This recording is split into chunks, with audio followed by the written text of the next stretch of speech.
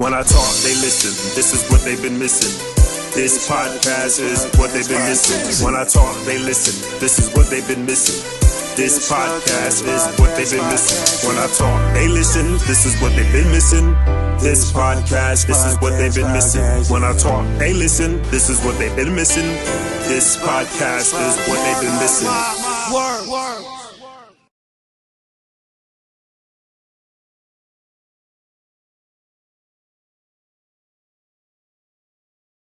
Welcome to this episode of Marc My Words, where my guests do the talking, I do the listening, while you do the eavesdropping. My guest today is the epitome of transformation. It's a young man that once lived one way and now has decided through life's turmoil to live another way. The epitome, as I said, of transformation, so I'm glad to sit with Mr. Warren Meeks Jr. Welcome. How you doing, bro? Good, man. Good to be here, man. Thanks for having me, man. Thank you for coming. You were one of the people that I had been watching like from a distance, knowing you, of you. Mm-hmm. It's important that I say knowing of you and seeing how you moved a certain way at one point in your life and now seeing how you move currently today.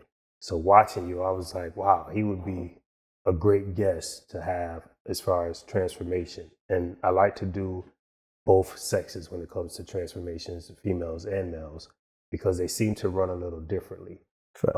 So again, I appreciate you as our male guest today to speak regarding of your transformation. So a little bit of just starting off telling us who Warren Meeks Jr. is, like where you grew up, what side of town, things like that. So I'm Warren Meeks Jr. I grew up on what was originally called the West Side. Okay. So yeah, simply say South Side. Yeah, right? but we South Side. Excuse me. I mean, but that we've been throwing it up. Yeah. But, so it's called the South Side. So I'm from that area, that neighborhood. I was born and raised here. So I grew up here my whole life. My whole family, my mother, everyone is from. Well, they not from here originally, but they raised us here, so yeah. And you lived how many in the household? It was my mother and my two brothers, so it was four of us. Okay, and always on the West Side? Always. Okay. Well, wait a minute. I got a secret. Don't tell nobody. But I lived on Norton Street for like maybe a year, though. You cheated, bro. I'm cheating, cheated. right?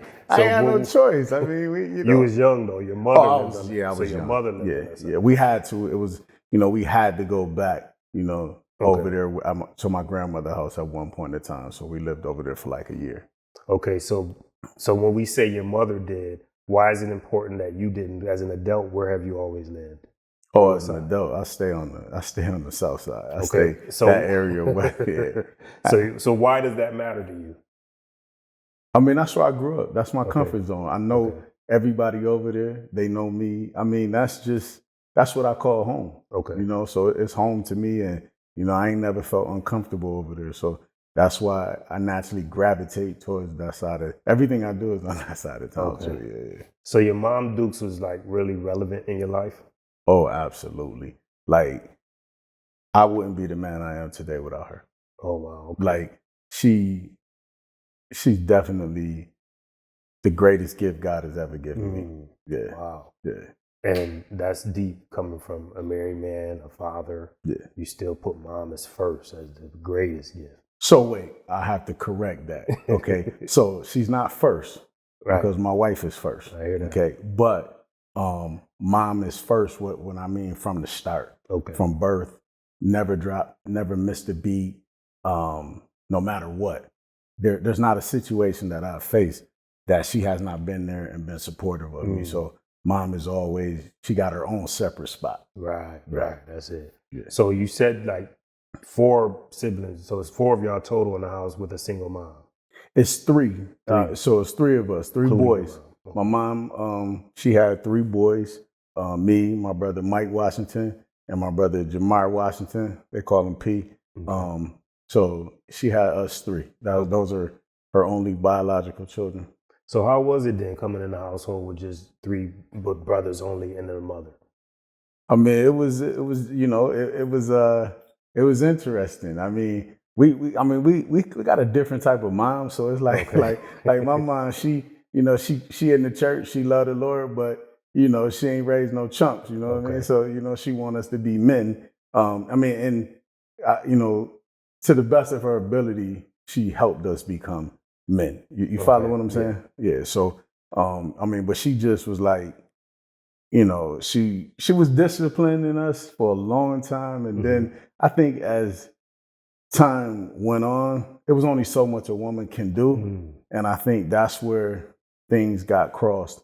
And I think that's where our life took a turn. I remember one time my mother got into a car accident, and that's why I really felt like it was a turn, because she didn't go to church as much because of the pain and stuff like that, right? So I remember one day she asked us, she said, y'all want to go to church? And we looked at each other because we're like, what? She asked us? Oh, no. So we said, nah, we good.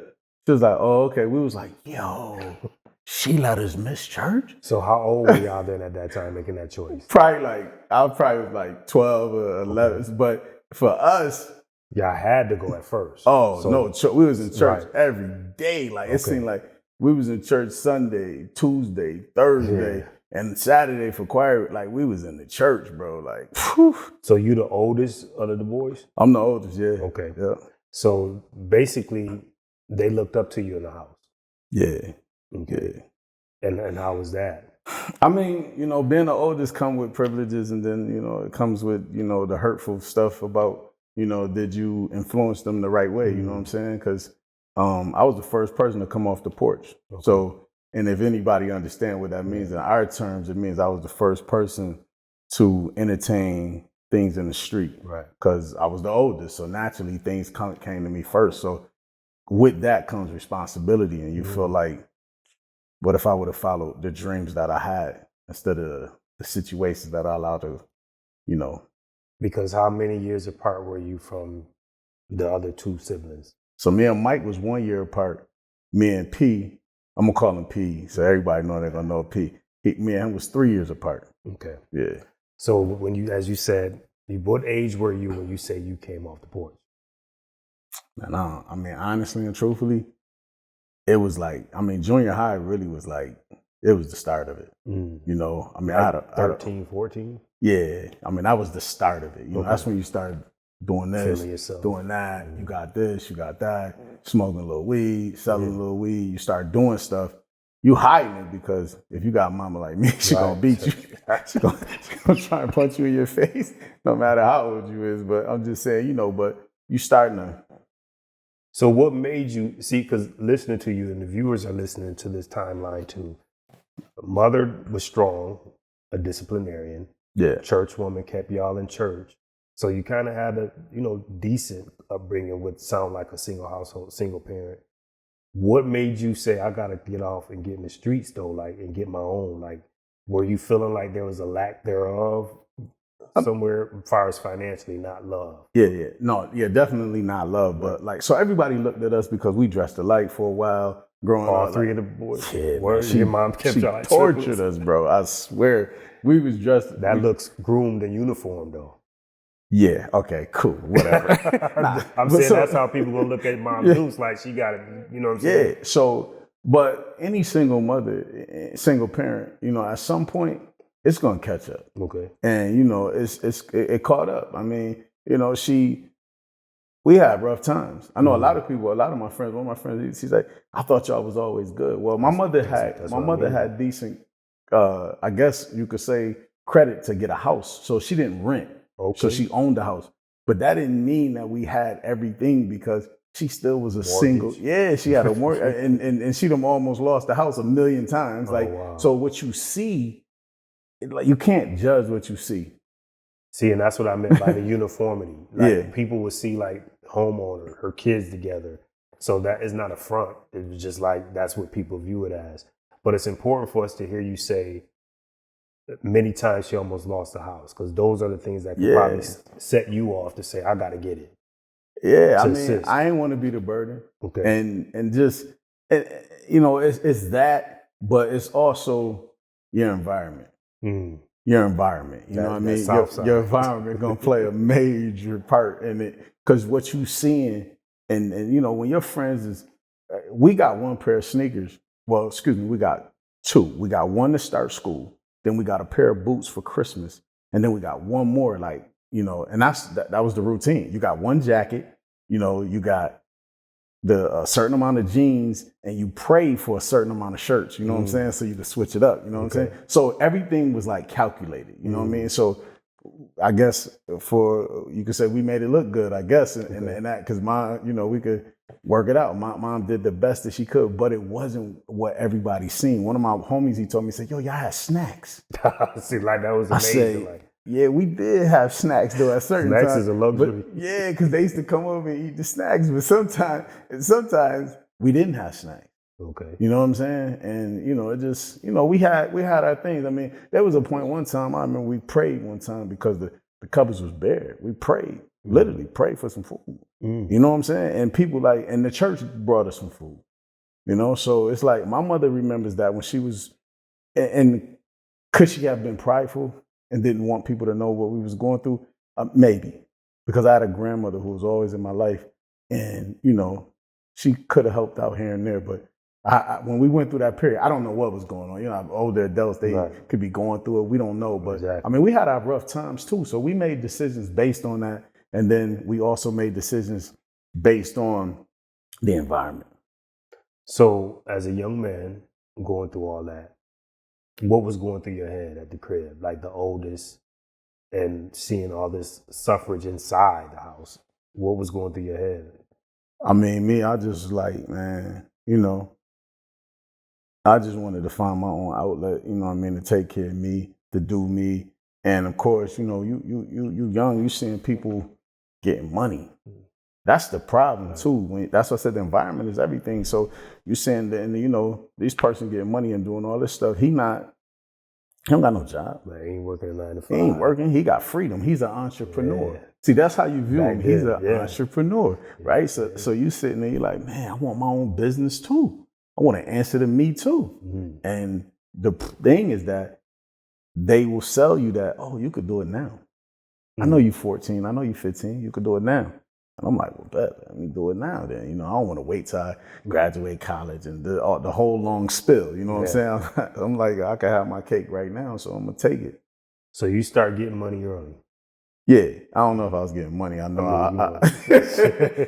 14 is... You start hustling early. I was practicing. Okay. Yeah, at that time. But you at least start seeing some type of residual, some type of income. Yeah. I was able to get this, clothes, sneakers, you know, stuff like that, look good and, you know, chill. So what was mom saying at this point? Like, you coming in the crib, was you hiding the clothes? Like, getting dressed at school? Like, how was you doing? Nah, mom, you know what, man? At that time, man, I'm gonna be real with you, I don't even know if she really noticed it. You know what I'm saying? So it's like, I don't really know if she really noticed it. Plus, you know, once we started aging and we started, you know, as they say in the old days, you start smelling yourself, you know, it's like your mom started telling you stuff that you don't want to hear, like, get out.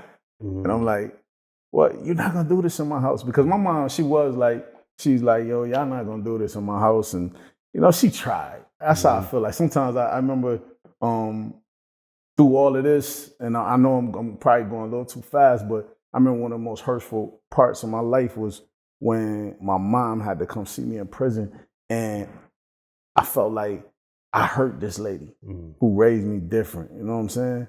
And like, no matter what, I knew I wasn't supposed to be there.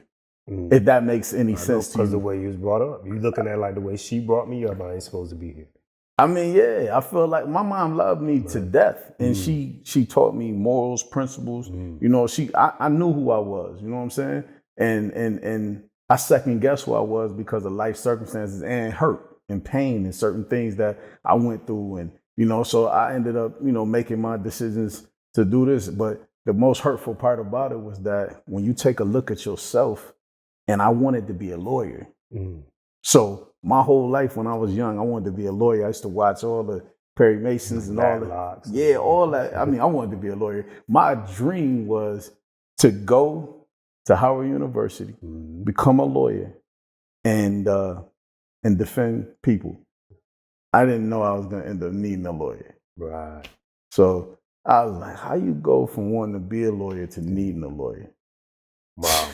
So that's a good dream, though, that you was having in such an environment. Like you say, a product of your environment. You was at least dreaming and you had a plan. Yeah, facts. But it ended up going the other way. Yeah. I heard you say, when you mentioned your siblings, their name you mentioned as Washington. Yeah. And your name is Meeks. So Yes. I have different fathers, clearly. Yep.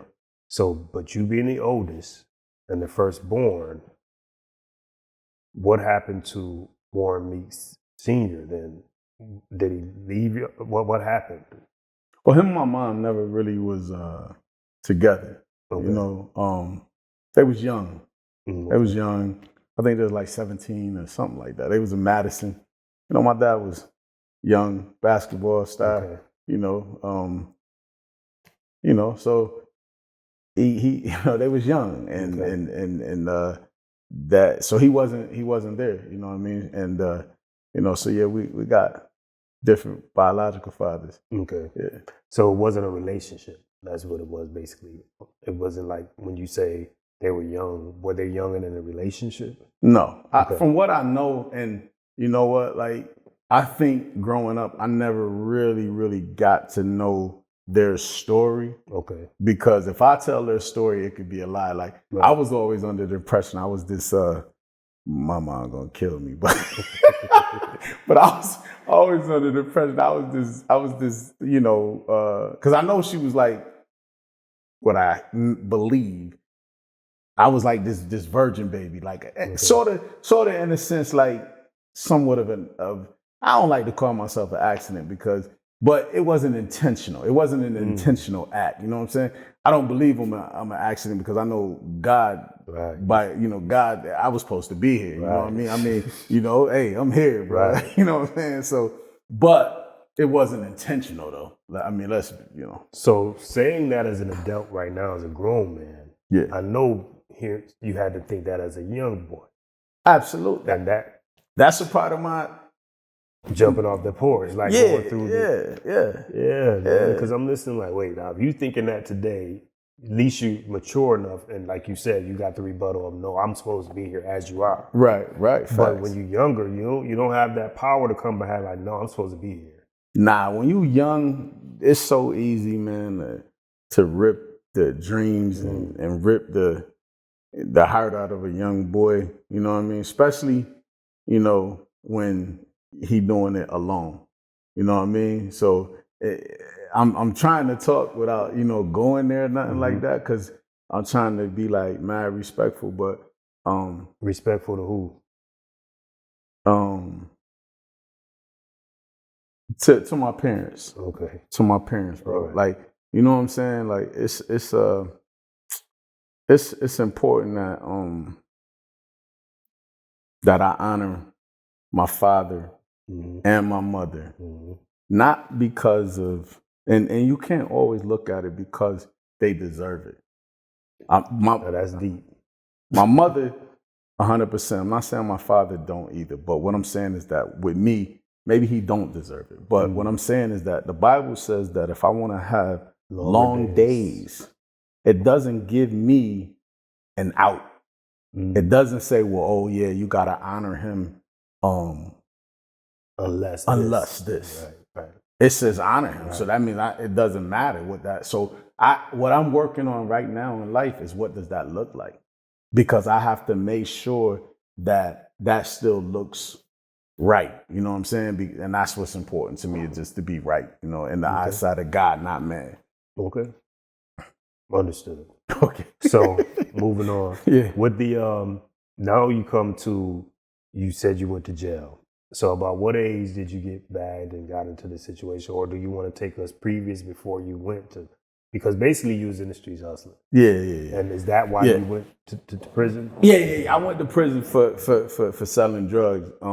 You know, after a while you start dibbling and dabbling this person, you know, you coming up the ladder, you know what I'm saying? And, you know, then you may find your niche. Right. Quote unquote, you know what I mean? So, but I wasn't ready for January 15, 1990. I mean, not 15. 1997. I wasn't ready for that date because I didn't realize that I was doing what I was doing and who I was flowing with and rolling with. I was rolling with, some of my cousins. And, that situation didn't go good because, the feds got involved. And, they watching us. We trafficking and distributing heroin and cocaine, and, it just, at this point, I was doing pretty good. You know what I'm saying? And when you say pretty good, how much of the man you was at this time? I was like, I think I was about 18, maybe 17, 18, 19. Because I was 19. Man, that's so far ago, long ago. I'm getting old, bro. I mean, well, you serious? I'm trying to remember dates, everything, but so it was 97, whatever that. So, okay. But prior to that, so I was 18-ish. Okay. I'll just say 18 because I know I definitely was 18 when things was taking place. So you 18 making like a bag like out here? I'm good. I mean, I'm decent. You know what I mean? But I'm not like super duper out there. I'm not flamboyant. Like I ain't about to show my hand or nothing. But I'm good. Mm-hmm. I'm young and I'm good. I can, I can do something. You know what I'm saying? So the people I was with, they was good. So right. I was gonna be good because they was good. But it wasn't a good situation because it all went bad. Like it went real bad. Like when family just don't do what they supposed to do when and I ain't gonna go too deep into it because I'm at a point I ain't trying to bash nobody or nothing, but I'm solid. That's what I'm solid. So my name ain't on no paperwork. I'm solid. So that's what I was Facts. I get what you're saying. Yeah, I'm solid. But I gotta make sure the viewers get what you're saying. Okay, I ain't never told on nobody. Okay. So in being caught up in this situation, would you say there was some disloyalty though, even not on your part? Oh yeah, for sure. I was it was. It hurt me more than anything because of. And that's what I want you to talk about because there's viewers watching us that's still in the streets, got out the streets, but this disloyalty and loyalty part just really gets us.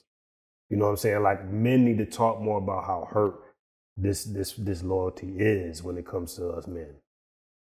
I'm gonna just say this, right? Like I said, I'm not gonna talk no names. I'm not gonna say nothing because I ain't trying to do that. You know what I'm saying? But I am, I am gonna keep it 100 though. You know what I'm saying? Because that's just how I am. And if y'all don't know what keep it 100 mean, I'm gonna keep it real. Like if we rolling and we together and we moving on anything or doing anything, I expect you to keep that between us all the way to the day we die. I don't expect you to talk to people, the police, or nothing. That's how I grew up. I mean, it's like that's just how I grew up. Most of my immediate circle, when I was in the streets, and my immediate circle, that running your lips, we just, that ain't our thing. You know what I'm saying? That ain't our thing. So you know what I'm saying? It's like if I'm gonna do the crime, I'm gonna do the time. That's what it is. I'm gonna do what I gotta do. So when the disloyalty happens though, when everybody don't keep the code, how does that make let's say you feel? Because again, I want people to understand this feeling of how when somebody feel like they've been betrayed, like we out here getting it, we supposed to lay down together. The feds watching. I mean, it's the feds. You know what I'm saying? So if the feds is watching, they know we don't have to be disloyal to one another. Let's just lay down and do this because the feds is involved. That's what you feel, right? I mean, yeah, that's exactly how I feel. But the unfortunate thing is that it's people in their life, and you find out you're not as valuable to them as you thought you was at that moment. Yeah, I mean, you're not, and that's the hurtful part because I watch people be willing to kill for somebody else. I know about these type of things. You know what I'm saying? Like And if somebody's willing to die for you, how can you ever how could you tell them? Like, yeah, how could you do them like that? Like, y'all, you watch people stand 10 toes down with each other and hold each other down, and then the only time they won't stand and hold each other down is when the feds come in. That's crazy. What? Like, come on, bro. Like, I mean, if you could do it in the streets and y'all willing to lose your life, I understand nobody want to do time. I didn't want to do the time. You think I want to do 8 years at what I was 18? I mean 20? No. Right. No, I remember when I got back in my cell and I started counting up. They give it to me in months. They're like, yeah. And I'm like, oh, this is real. Wait, did I said, oh Lord, I ain't coming home to 2005. That's when I got out too. From 97. Yeah, August 19, 2005, I got out. Yep. So you was like 28 when you got out. Yeah, so I was. Now you grown, bro. Yeah, I was grown. Yeah. So going back to that, talking about the disloyalty and the feds, how important is it for you and to feel like you say it with pride? You're like, I'm solid, and how important is that to you? Not only in the streets, but just as a person, just to know that you held that part of life down. I mean, it felt good because I can hang my hat on that, but I'm so far past that type of lifestyle, man. I don't care who's who. You know what I mean? I'm not gonna lie to you though. I'm not. I don't hate people because they wasn't. You know what I'm saying? I may not respect what took place. You know what I'm saying? That's your business. Like, that's why I always stayed away from a lot of people, bro. I'm telling you, like, you kept your circle, like, yeah, because I mean, I'm not about to, like, I can't. I'm not gonna, like, it's a lot of people that get money with people who still doing the wrong, like, they ain't right. I can't do that. I mean, I believe if you was wrong once, you'll be wrong again. So nothing against you or nothing like that, but I'm just gonna stay in my own lane. You know what I'm saying? So that's why it was easy for me to, like, walk away. Yeah. I said, oh no, like, you know what I mean? What am I do? Like, I can't. I knew I had to find something different to do when I got out, because when I got out, I moved around a little bit. Okay. But then after a while, I'm sitting and I'm like, man, this all don't look right. It's literally the trap for real. Like, the words that they put in place, it's totally that. Literally. And the people who gonna trap you is the people who you shaking hands with, the people who you showing love to. And I'm like, I have a choice. I could trust them. Nah, I'm not gonna do that. I'm not gonna trust them. I'm not. I'm gonna walk away. And I walked away. And I'm happy I did the best thing. Walked away, like you said, with some solitude, with some gratitude, and you know what I'm saying, and people just say he's a solid individual. Yeah. Whether they say I am or not, I don't even really care. You know what I'm saying? The one thing about me is, like, I don't even care, bro. Like what you think of me, I don't even care. You ain't gonna disrespect me. Right. I'm not gonna disrespect you, but you know what I'm saying? But the reality of the whole thing is that I'm just glad that the Lord gave me the insight to say, walk away. Because the rules that they playing by out here, it ain't fair. And you'll lose your whole life out there. Because do you find today, when you say the rules they playing by today, do you find, like, today, from what you hear, even because you're no longer in the streets, right? Do you find that today it's a little bit more snitching going on? A little bit. Than it ever was, like, because our age, genre, back then it wasn't really, you know what I'm saying? So, hey, I'm gonna be real with you. It's a lot of these dudes, they got badges, bro. Like, they are officers of the law. Straight up. I mean, listen, I hear about it, you see it. Right. Hey, you know what I mean? I ain't mad. I mean, hey, do what you do, just do it over there.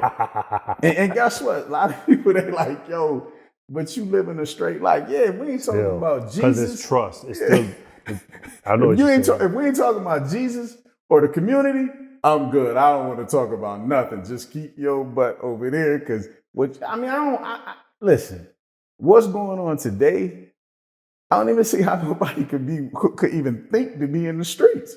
And It don't make sense. Because you gotta have a level of trust, and you just can't have it these days. Man, no, I trust me.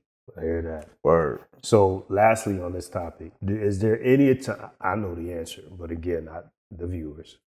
Is there any time that is justifiable to you for someone to have to snitch? Anytime. If it is, I don't know about it. Okay. I mean, there's no time. There's no justifiable. There's no justifiable point in life to tell. Okay. Okay. So the only people who I feel like can tell. Yeah, explain that. Law-abiding citizens. Okay. So that's like the neighbors. If they see this is a productive member of society sitting on the porch, watering her grass, and a homicide take place feet away, and she has to take the stand. I hope she don't. I mean, but I'm going back to your reason of what you're saying. If she do, she's a law-abiding citizen. I mean, that's what she do. So I believe that people who pay taxes, who work, who do this, who do that. And some people say, "Well, don't you do that?" Yes, I do. But I grew up a little different. Right. So I'm gonna turn my head to like, man, like I pray, like, oh Lord, like this. I hope this doesn't happen. If anything, I'm gonna try and prevent stuff if I can, because that's my heart to do. But there's no. I mean, there's no reason to be out here like that, man. Okay. I mean, people who pay taxes, they paying the police salary. They got a right to call them. People who paying taxes is paying the police salary, so they got a right to call them. That's the first I heard that, but it's mad sensible. It makes sense. Yeah. So 8 years. Now you said you had 2 brothers. Currently, as we sit today, how many brothers you have? That was in that household. In that household, it's just me, man. It's just you today. Mm-hmm. From the 3 that you grew up with in the household. I mean, it's 3 total. So me, I'm a part of that 3. Yeah. Yeah, it's just me. Let's go down that road. What? I don't know if I can stomach it though, but I mean, I can. I got it. Good. I mean, go ahead. So what happened? Man, you know what? I don't know. I know they both got murdered. Okay. I know that. I know where they got murdered. One got murdered on Monroe Avenue. One got murdered on Tremont. I know that. I don't know too much of nothing else. And I say that because that's what I'm gonna say. So was they murdered while you was doing your bid, or when you was out? Nah, I was home. You was home on both? I was home. Yeah, I was home. So how do you? It's you telling me at this moment when we get to that segment, you said, I don't know if I'm able to make through this. Clearly lets me know there's an emotional, happening within you to make you feel like you can't talk about it. But so as you went on in life, did you carry anything like guilt or anything? Because remember earlier you said. I did. Okay. 100%. Because like I said, I 100% believe that if I would have went to do something different, I would have been the one that could have changed the situation, the trajectory of us. I tell you right now, if I had a choice, you know what I mean? Like, never in a million years would I want to do what I call life right now, how it is right now, alone. Like, and I got other siblings, but they get frustrated or they don't like it when I say alone. But I really don't care. I'm not saying that like trying to be, I don't care about how they feel. I'm saying I know how I feel. I grew up with them. Right. They gone. Which is a different. We grew up in the same household. Right. I could look at them dudes and tell you what they thinking. Mm-hmm. You know what I'm saying? They could look at me and they know, you know what I mean? Like, you know what I'm saying? So to lose them, I'm alone. Can't nobody ever replace them. Mm-hmm. Never. I mean, I had dreams. We had dreams. Like, you know, we was gonna cruise together, our kids and this and that together. They gone. I ain't got that. I'm not even really totally in contact with any of my siblings, to be real with you.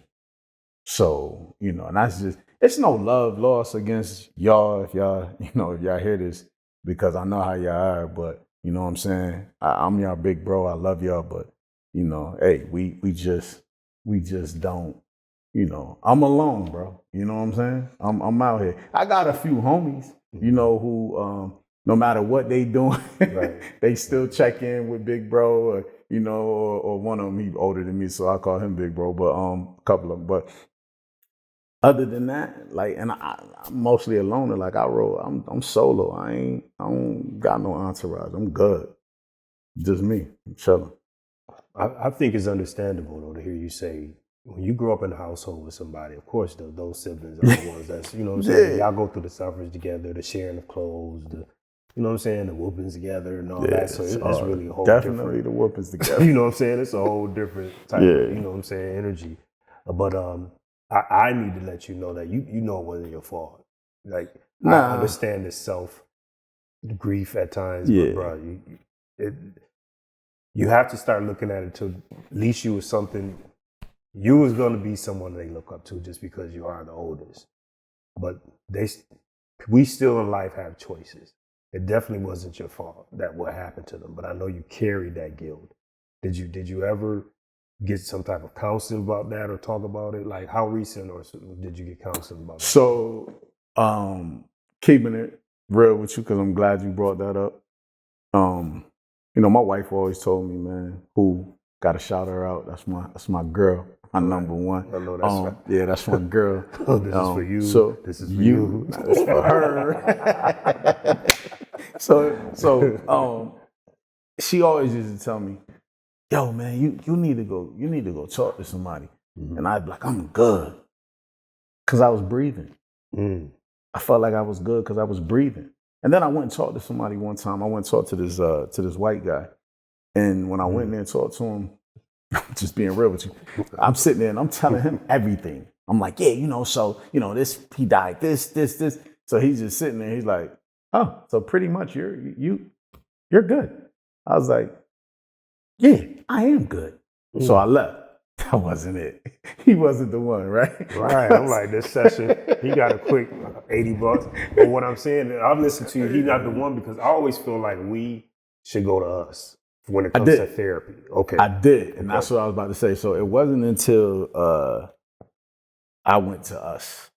Okay. And I was really like, oh man, this dude, man. I mean, he was hitting it on the nose. Well, yeah, because he was like, nah, you doing this, and then he was holding you accountable. Yeah, he was saying stuff, and I'm like, you know, I'm sitting there like, this dude, man, but keeping it real, that's when I started really identifying stuff. You know what I'm saying? I started identifying myself, because you know, you lose that. So I lost my brother Mike.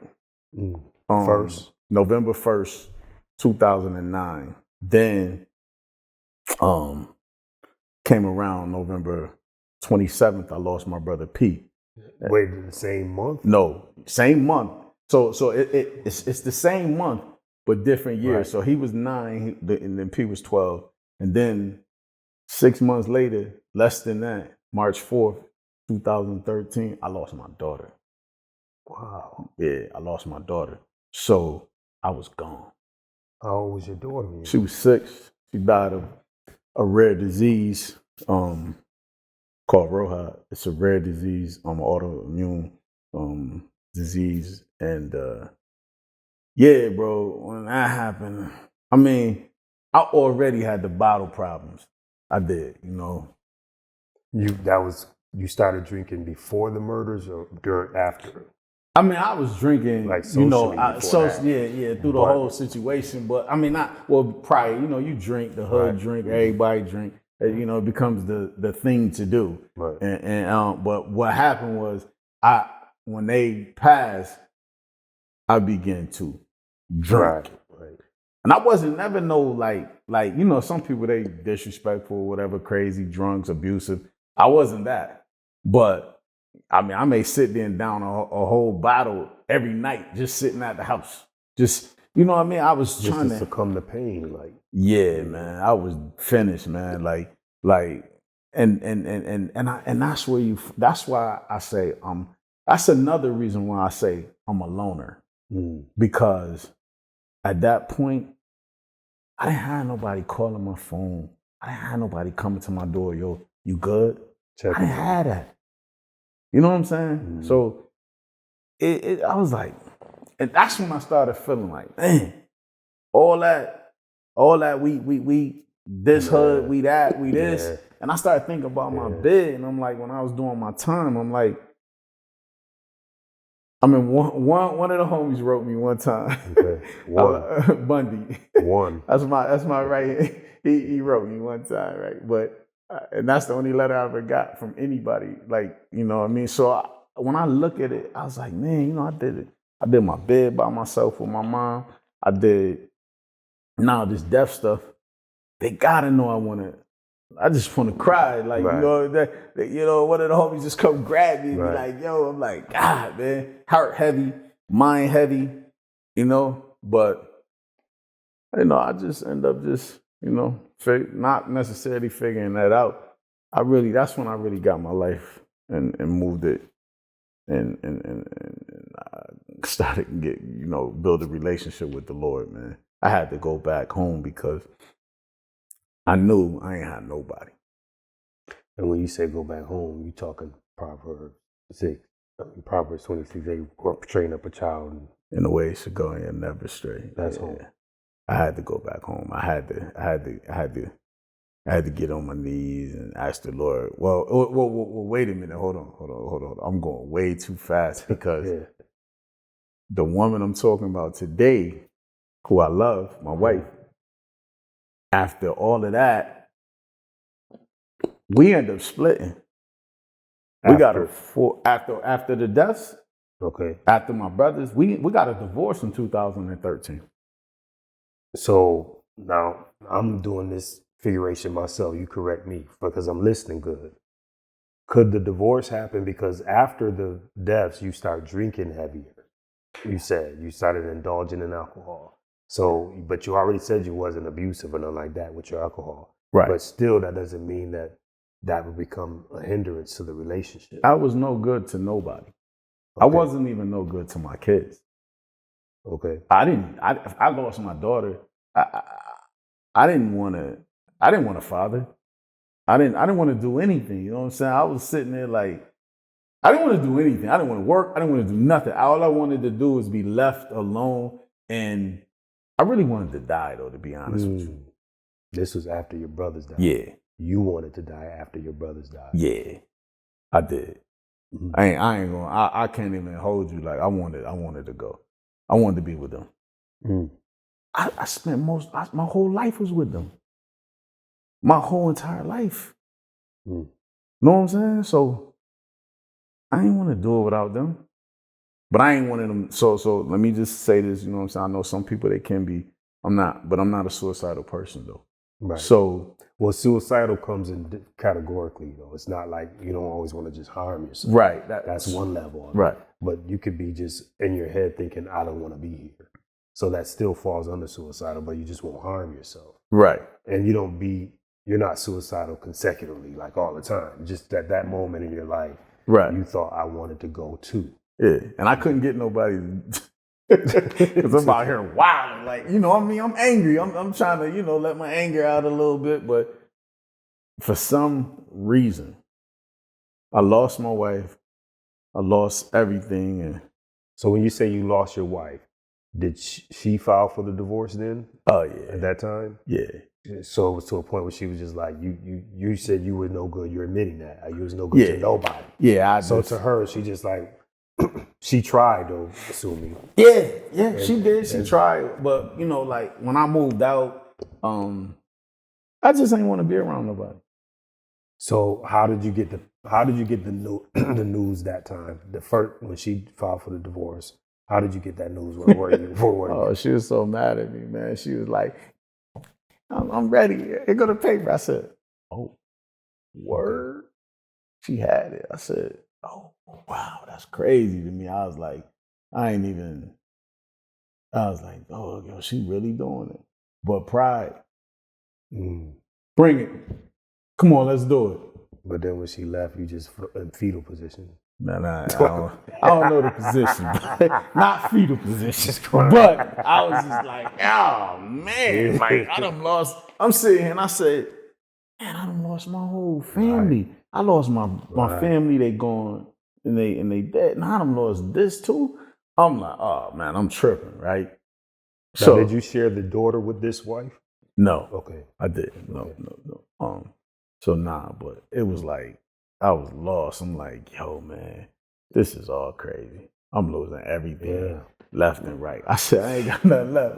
Really alone. I'm really alone. When like, the wife bounces. Yeah. So, I'm chilling. I know she gonna be like, why you had to open your mouth? But I'm like, hey, baby, I'm gonna keep it 100. You know me. So any man who know what they got, I know who she was. You know what I'm saying? Part of the reason why I was able to walk out of the streets too, it had a lot to do with her too. Like, she was like, I said, man, this little woman, because she's short. She's so little. Stature, but but she like, you better. And I'm like, why am I listening to her? Like, you know what I'm saying? Like, but I respected her, loved her, enough to say I could stop doing this, that, and the third, because I care how she viewed me. You know what I'm saying? I care what she think of me. So leaving the streets wasn't nothing. It was easy because I had her, I had my kids, I had all of that. So, like I said, so I lost her. And I was sitting there, and some dude, some church dude, he trying to knock at the door. Was she churchy at the time? She got churchy after she left me. Hey, she got super churchy after me and her. So she in the church, man. She doing everything in the church. She's dancing in the church. She's liturgical. Jesus, like, she's going crazy in the church, right? So I'm like, dang. So I'm like, nah, I ain't going to the church. I ain't ready for that. But old Smokey Joe in the church trying to holler at my ex-wifey. I'm like, oh, he gonna be okay. So I catch wind, she got me, we divorced now. Okay. So, she got me, I ain't gonna say watch, I got the kids is with me. She at the Lilac Festival with Smokey Joe, right? I said, oh, he trying to take. I said, oh, no. Why you home with the kids? Yeah. I mean, I'm at my spot with the kids. That's what I'm saying. So I'm like, oh, no, this ain't gonna work. Come on back. It wasn't easy. I'm being manly right now, saying, come on, like, nah, it wasn't like that. I was begging. You were Keith Sweat. Yeah, she baby, yeah, man. I was like, yo, you got to come on back. But I'm sitting there, and I ain't want to lose everything. And I heard God say this. So one day I'm showering. It's like 5 a.m. I'm about to go out of town. And I ain't never heard God speak to me before. Like, how some people say, oh, I heard the voice of the Lord. Right. I haven't either yet, and I've been walking with him since 2000. I heard him one time. And I know for a fact, like a 100% fact, I was like, yo. He was like, all he said, are you going to lose everything? And I was like, yo, I'm sorry. I surrendered. So you just immediately start repenting right there. May 16, 2014. I said, Lord, I'm sorry. Was you with your wife, still was divorced at this time? Oh, yeah. I had no chance. How many years was y'all divorced? Only a year. Only a year. Yeah. And so I'm glad you're saying it this way, because you was divorced and you heard the Lord in the shower and you started repenting. Because, people like to say, us men, they like to say the first thing we do when we lose our woman or the person we love is run the church and run the God, like an excuse, like a way to win them back over. Yeah. But I just want to skip a little and let the audience know, as we sit today, you still with God. It wasn't no little thing of, let me just play with him to get her back. No. Just want to be clear on that. Yeah. Because that's really what a lot of it's a meme that go around on the internet. It'd be like, you ain't never run into them niggas when you break up with them. The first thing they do, run to church, run to God, just to get you back. I ain't see that meme, yeah, but they clown us and make it seem like that's what we do. Yeah, now I'm still with them. Okay. I'm still with them. I was preaching for a while. That stopped. But I'm still saved. I still believe in the Lord. That's that. I mean, I have my views. I have certain views, and that I feel that the church, but I'm saved. I ain't no second guessing that. Amen. So now when you said it's been a year, so how did you, because you married to this same wife today, right? Oh, yeah. So basically y'all married twice. Yes. So you spin the block. Yeah, I spent it. All right. Yeah. So pulled up on her twice.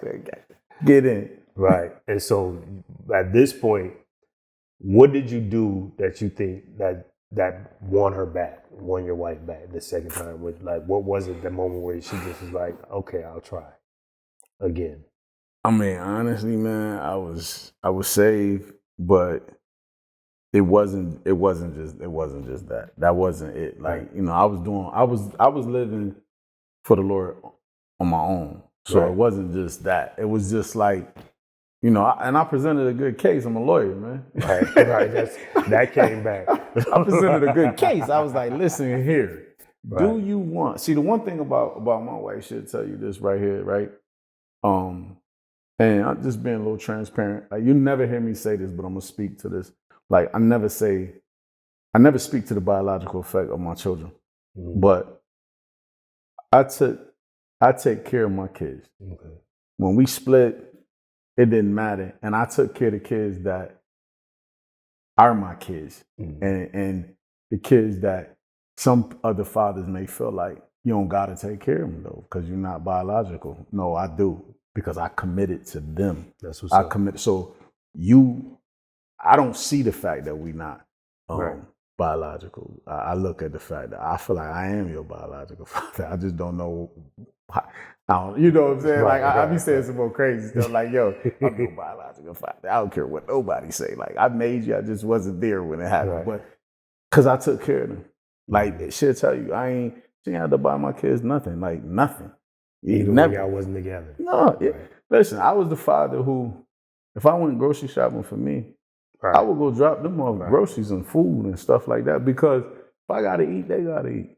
If I'm going to buying clothes every week, they gotta get clothes. She be like, yo, this dude tripping. It's funny because that's my motto. And I always say I understand the deadbeats that be like, how do you get a haircut and not think your boy need a haircut? Yeah. Like, you know what I'm saying? Like, when I see women in the barbershop, I be like, you know what I'm saying? Your father have to get a haircut. So it's like, if you need a haircut, he need a haircut. You know what I'm saying? But yeah. So hopefully that touched one of us, the fellas out there, that we got to be better men when it comes to being the fathers. You know what I'm saying? Like this man, the prime example of even when the breakup, you got to still, you don't break up with the kids. Nah, not at all. Ain't nothing. Like, I told her straight up and down. Like, I mean, she knew this is just another testament to the fact that she knew I was going to be good to the kids, because when we split, she never went after me for no child support or nothing. Right. Because I was clear, like, same for me. I said, if you come after me for child support, that's all I'm going to pay. And that says a lot. when your child mother don't come after you for child support, that says a lot. Oh yeah, she knew I was going to take care of all of them. And I told her that I said, yo, listen, I know you want to do the divorce, but if you come after me for child support, that's all I'm going to pay. I said, but if you trust me and you know I got my kids in you, don't worry. None of y'all going to have to worry about nothing. And she did trust me. And guess what? They never wanted for nothing. To this day. My kids never going to want for nothing. I hear that. That's a fact. That's what's up. Hey, they ain't never going to want for nothing. They good. Now, I hear that, and I'm just going back because I'm glad to hear that from you as a father.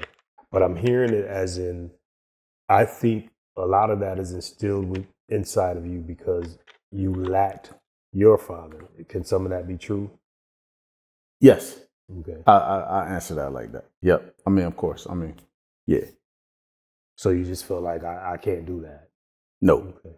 no. Yeah. I think too much about my kids.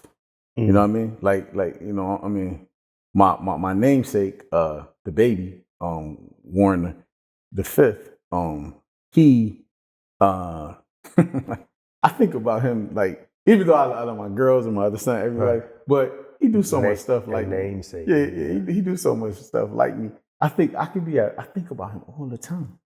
I think about him like I'm at work, I'm like, my little guy. You know what I'm saying? Because what my sons think of me is super, super important. Super.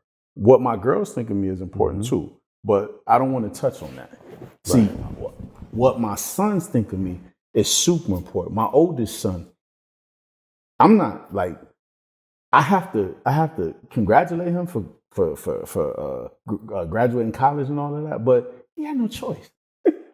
He had no choice. Right. You're not gonna be my son and live a less than average life. You my son. So my boys look up to me. I remember when I used to work in the car business, and this dude wanted to wear suits and ties like he was happy that he went to U prep school to wear the suit and the shirt and the tie because he wanted to look like dad. Like that, the power of this, man. I mean, brothers, if y'all listening, man, you just don't know how important you are to that child. You don't. Especially that son. Right now, we suffering in Rochester. Right now, we lead the nation in fatherless homes. 72% of homes in Rochester don't got no father. We're number one in the nation. Sad statistic, the leading. And I mean, I run a mentorship program for that, because of that. You know what I mean? And it's called Link Mentorship. And, you know, it's because I understand what it's like to be in a fatherless home. And I understand the causes and the effects. I understand what comes out of that. Like literally, and I'm just going to be real with y'all. Like, I hope they listening, but when the father ain't present, these kids could turn out to be demons, man. And I don't mean demons from a satanic perspective. Y'all know what I mean, like from a street perspective. Yes. Yeah. They come to destroy because they hurt. They full of nothing but pain. So when we look up and we look at Rochester and we see 80-something murders, 70-something murders and this, we can't be surprised because we lead the nation in fatherless homes. Some people could say, oh, that's systemic. And yes, it is. It's all of those factors. Yes, it is. And coming from somebody like you or others, it's experience. It ain't just stats. It ain't just, you know what I'm saying? It's like, you can't tell me that because I lived it. You know right. No, so, for sure. That's, you know, so, and to pull you in it, I know you, but I watch how you care for your father, right? And I be like, y'all got something.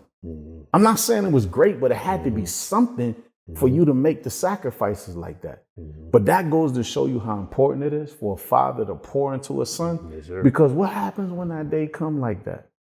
You better have something with that kid.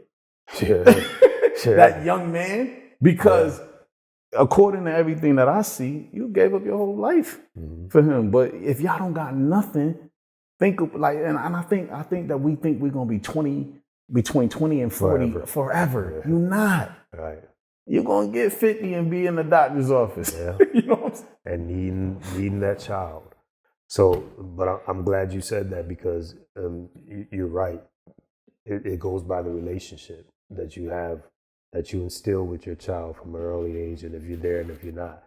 Even if you're not there in the house, you still could be there. Because I wasn't always in the house with my kids. We got to make that clear too. About the day I left, I never left the kids. That's a fact. So that's the important part. You don't have to be in the house, but you have to be in the child's life. Right. And so that's even with my dad, he wasn't always in the house, but he was always in my life. So that's you're right. That's why we have the relationship we have today. Now, what stuck with me when you just said Warren Meeks the fifth? how I gotta get better at that. Say like, now, how do we get 5 Warren Meeks? Like, because you're a junior. Yeah, I'm junior. I'm junior, and then I have a brother. Older or younger? He's younger than me. He's 14 years younger than me. He's the third. And he decided that he has who? My brother. Okay. He had a biological son before me. So he wanted to carry on the name. And so my nephew is the fourth. Okay. And me, I mean, took me a while. I had girls before I had a biological son. And I want my son to have my name too. And I was like, and plus 5 is my favorite number too. So I was like, he's going to be the 5th. Okay. He's going to be the live one. You know what I mean? And so I carried it on. I carried it on. And, a lot of people like, why did you do that? Like, why didn't you just name him something else? But nah, I want him to have a rare name. Ain't no Warrens. When I was young, and a funny story too, just real fast is that when I was messing up, I knew I was in trouble because the police said, "Oh, Warren, there's only one. Let's go right to his house and get him because there's only one." Like, it wasn't no. I mean, you got the Pookies, the Jamals, the this, the that, the Shawns. It was never Warren in the hood. So if you heard Warren, he did it. You know what I'm saying? It was me. You know what I'm saying? So your brother never had an issue? Y'all never had any issues with that, with naming both of y'all sons? Nah, me and my brother, and we don't talk as much right now, you know what I mean, whatever, and that's not, but my brother, I love my brother. Mm-hmm. And my brother, he loves me, you know what I'm saying? And, he's busy, so, that's why I said we don't talk as much, because he be busy, he got work, he do this, but we've never had any issues. Over none of that. Our sons don't have any issues. Okay. I'm always going to be Big Warren because I'm the biggest Warren out of all of them. So, and, we just figure out the names. All right. Well, I know Grandpa's happy that this is steady trickling down to 5 because that's not, I ain't never heard that really since like George Foreman. Right. So it's kind of interesting to meet someone where it's like, wait, it's a 5th. That's what made me go back to there. Like, wait, 5. Okay. So with the you remarried, that's a big thing. You spent the block, and so you are like happier than ever before at this time. Of course, the second time around, because I want to express that because marriage is tough though. So don't. Yeah, I hear it. Hey, look, not happier than ever after or nothing like that. I mean, I love my wife, right. And marriage is work. And if I'm going to be married and I'm going to put that work in, I want to put it in with her. That's what it is. Because it's work. Like, don't let nobody fool you. Right. Marriage is for those that just make a conscious decision and say, I'm going to love you no matter what. And I'm going to love you vice versa. It ain't no walk in the park. It's the hardest thing you do in life. Wow. You said the hardest thing to do in life. Yeah, I mean, because, and me, I mean, just me being who I am, like, oh, man. When you say who you are, before marriage, was you like the ladies' man in the street? I mean, a little something, I mean, I ain't never been shy, you know what I mean? But I don't want to gloat in that because I'm a married man. Right. But nah, I mean, it ain't nothing there. Right. For me with women, man, that's easy. Okay. Yeah. So I'm liking to hear that. Okay, you came off the porch, got in the streets, hustled, got bad, you got a sense of disloyalty. Unfortunately, you lost some loved ones. Yeah. You divorced, you remarried. This is a perfect time for us to say where things start picking up. You remarried. Now I want to talk about the transformation of Warren Meeks Jr. because that to me is what's up.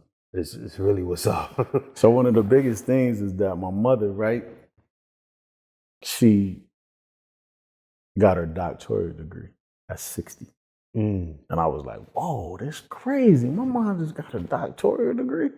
I'm like, come on, man. Like, is she really a doctor?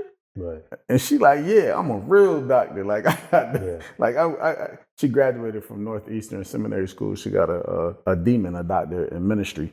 And I watched her put that work in, dissertation, the real deal. So I was like, wow, like, man, I can't believe this.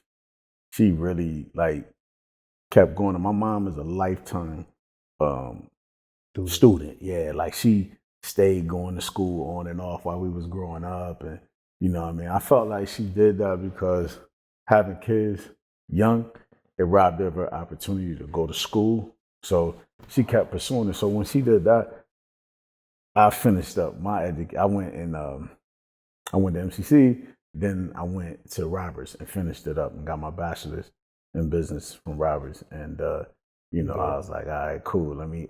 So I couldn't believe I did it though, because I was like, yo, because school ain't easy, bro. No, because facing life and school. And them big papers you got to turn in. Nah. So because you were still father, husband, you know what I'm saying? Yeah, father, husband. And so did you start ministry then too? I was ministering, yep. Yeah, and was holding it down. And I was managing a company too. Okay. I was at this time, I think I was the manager for Dorsal. Okay. Dorsal Nissan. Okay.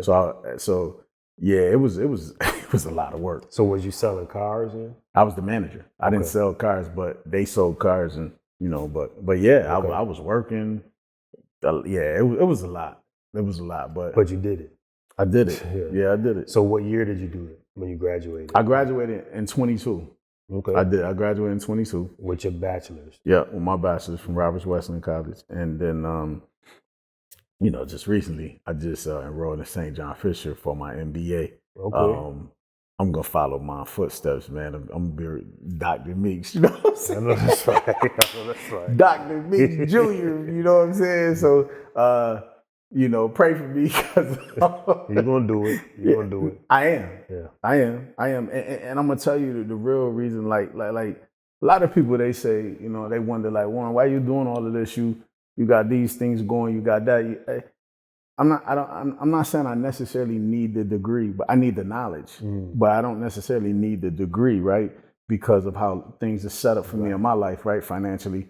But as a matter of fact, a lot of people wonder why I pledged to the greatest fraternity in the world, Alpha Phi Alpha. You said turned that South Side to an Alpha Phi Alpha, but I had to throw it out. So I don't believe in dreaming anything and not accomplishing it.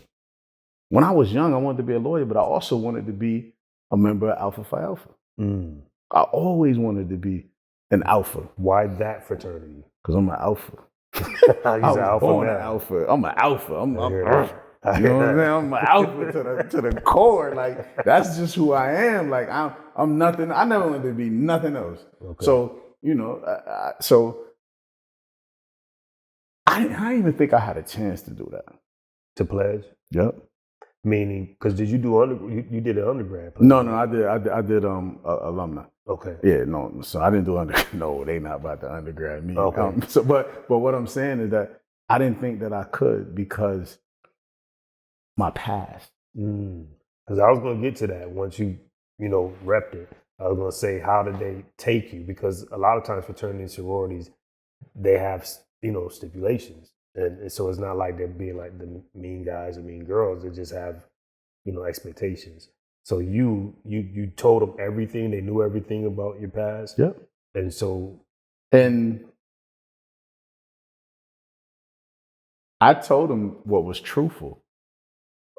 That stuff was over 25 years ago. Okay. Because off the time you've been sentenced and stuff like that. Well, I mean, I've been home over 20 years too now. Okay. You know, so the thing is that stuff it's not necessarily just showing up. Right.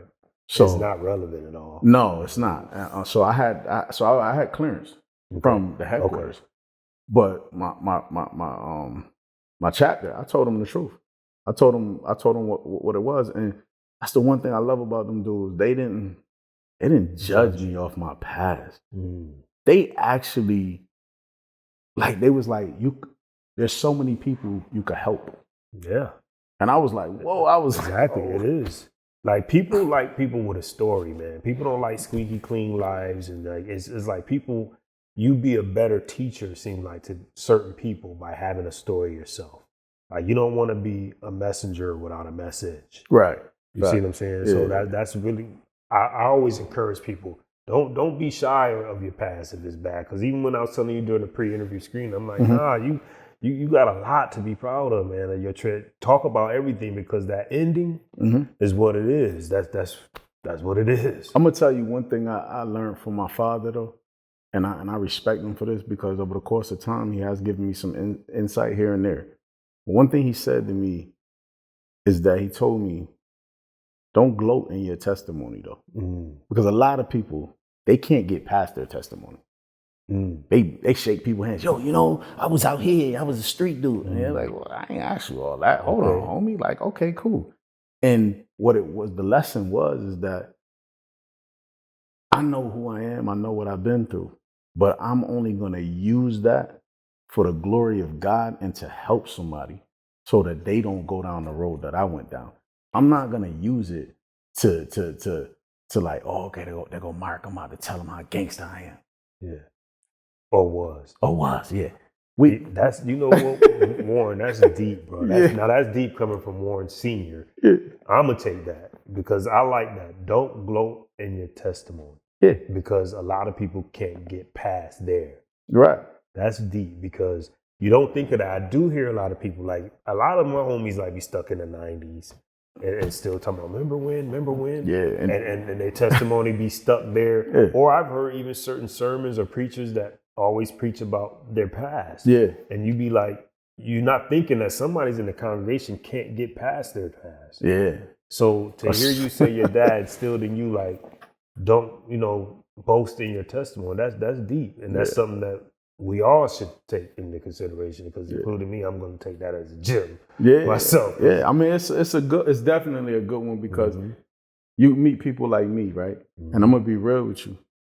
When you hit me up, I'll talk to you. And I told you, I said, man, I got a testimony I don't even really want to tell.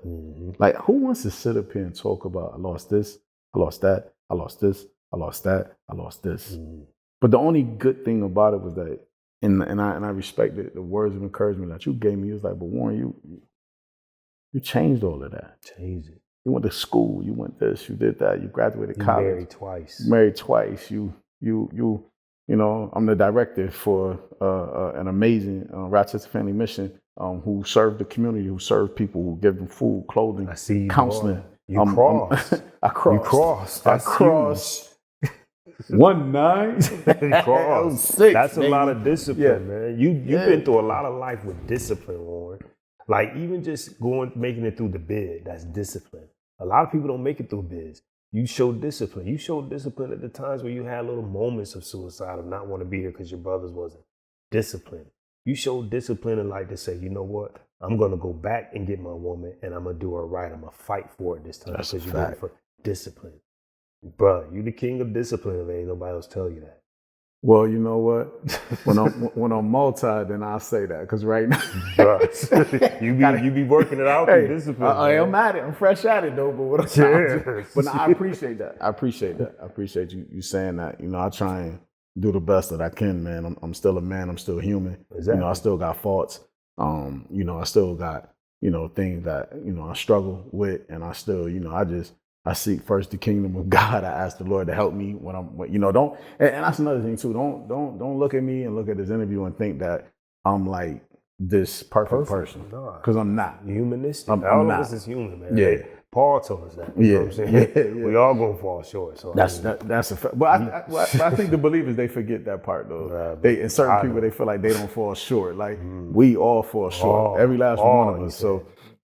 Yeah. So let's talk about that too a little bit, salvation, when you decided to say yes.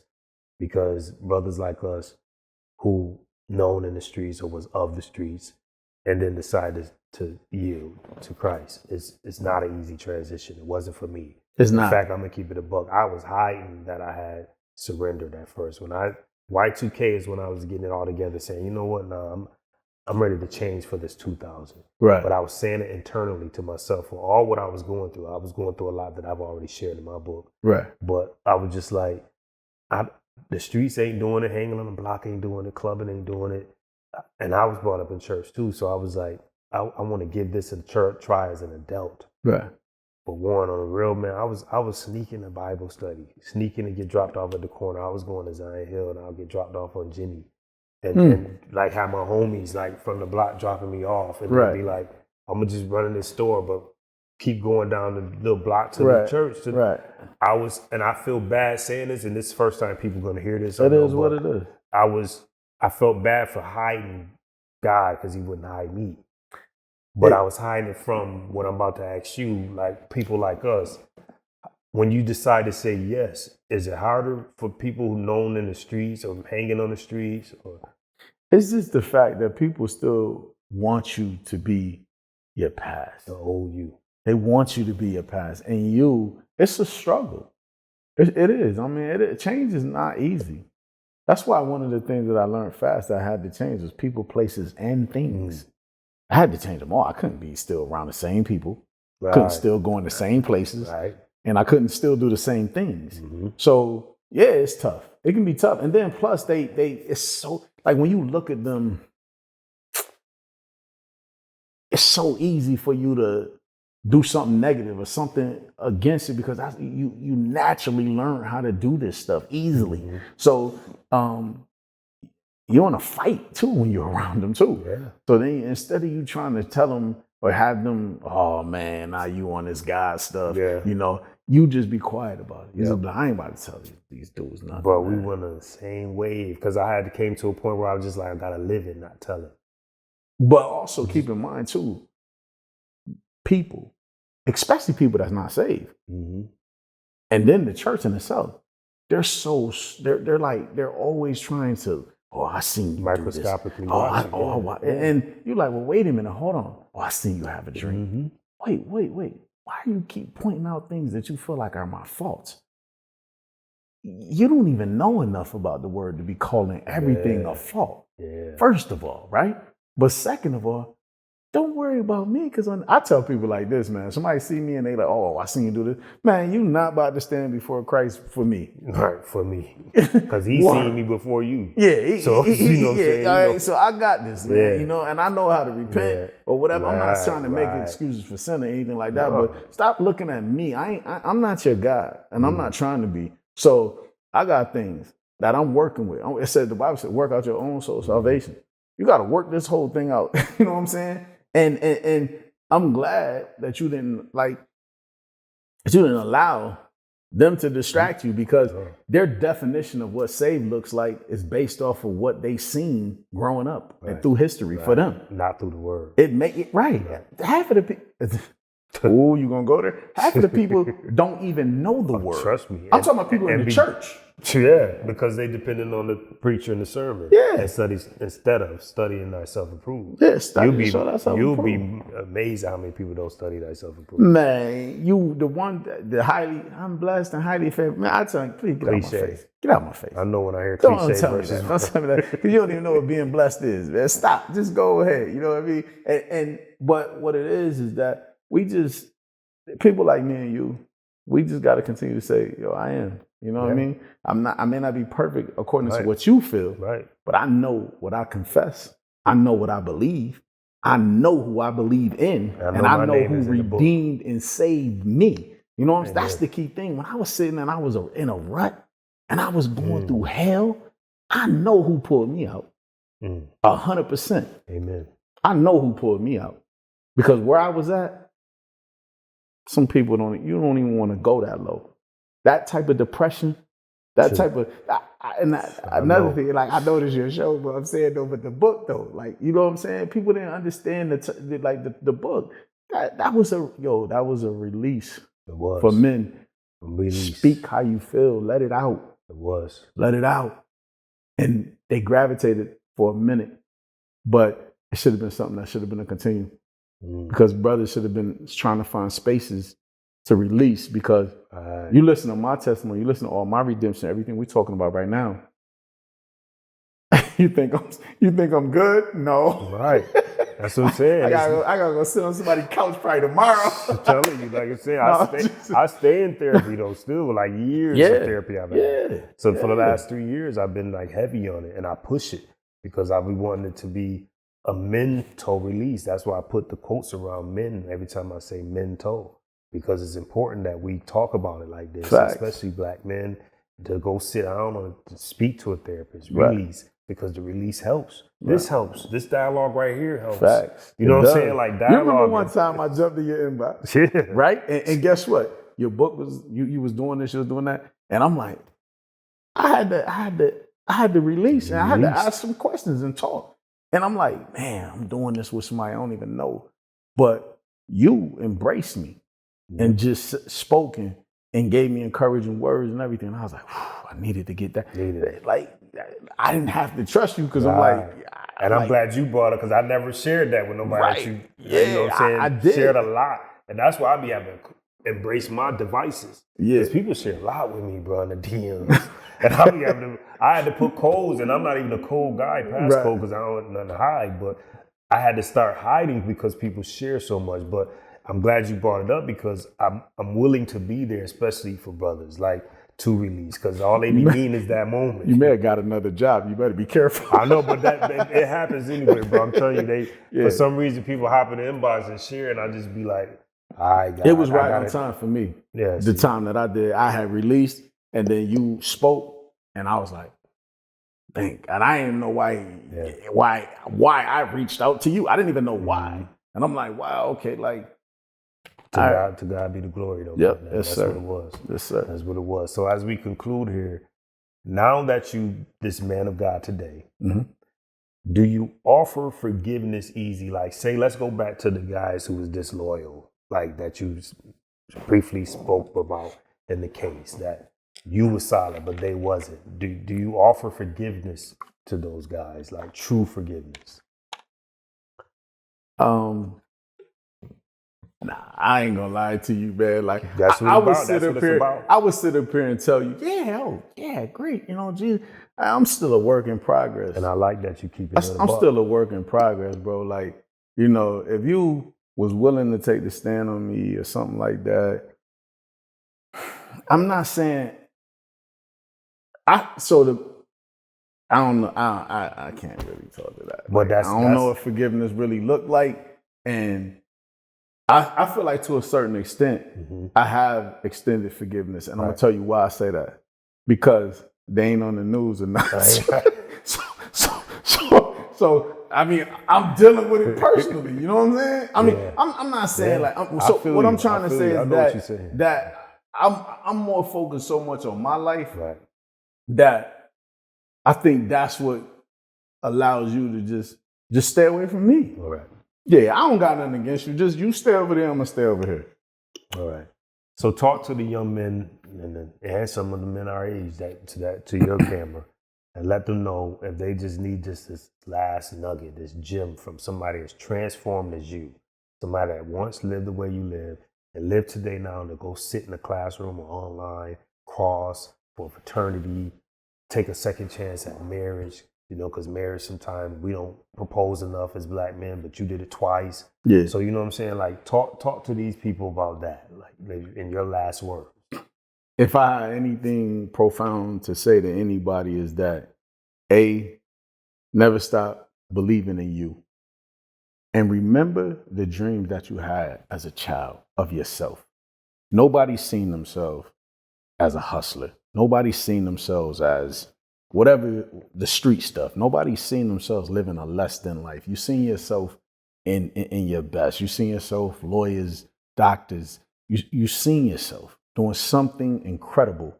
And all I can say is that it's never too late. It's never too late.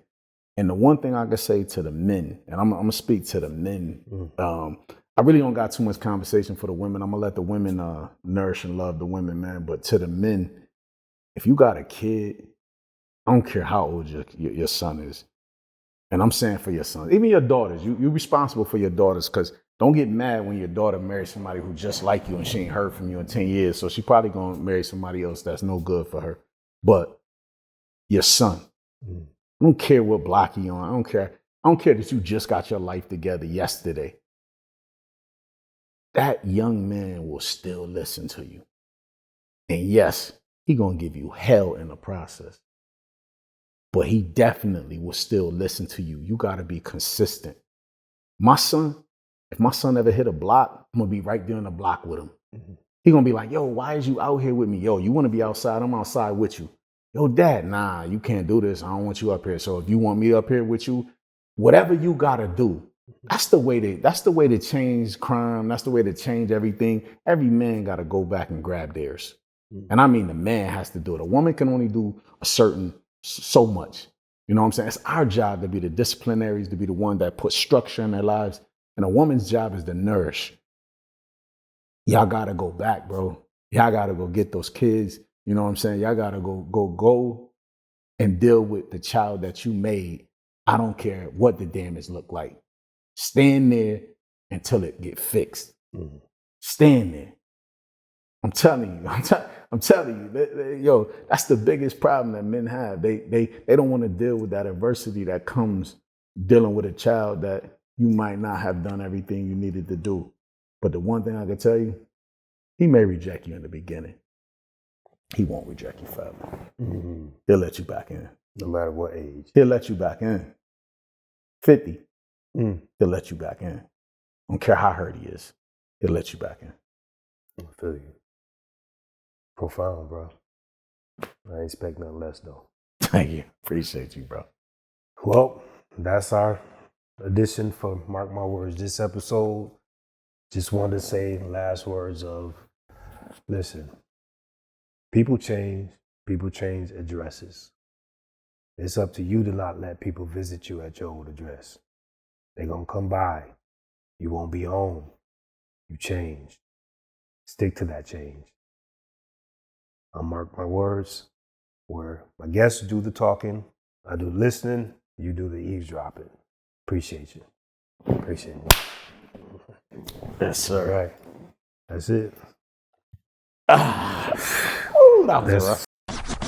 When I talk, they listen. This is what they've been missing.